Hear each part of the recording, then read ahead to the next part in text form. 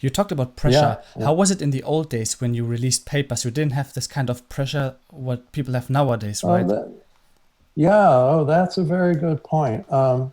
We we uh, we were funded by a 3-year grant or contract, and I was a postdoc.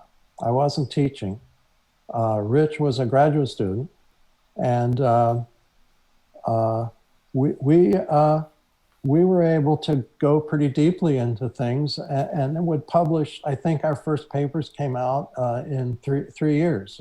Mm-hmm. I think 81 were some of the first papers, and we started in 77.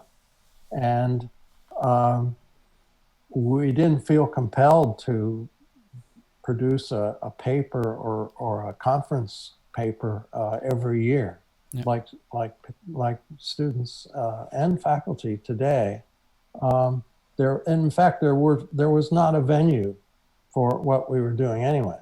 Mm-hmm. So things like the big machine learning conferences really didn't exist.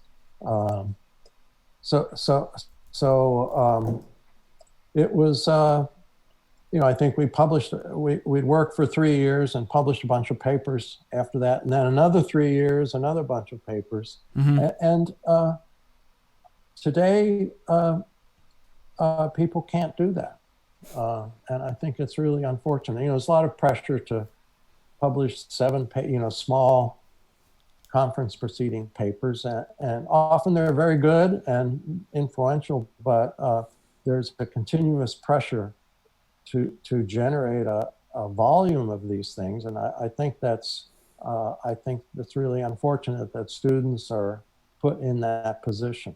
I think in applying for jobs, they should request your top 3 papers or something like that, and not the number of them. Yeah. Which is I think ought to be irrelevant. Mm-hmm.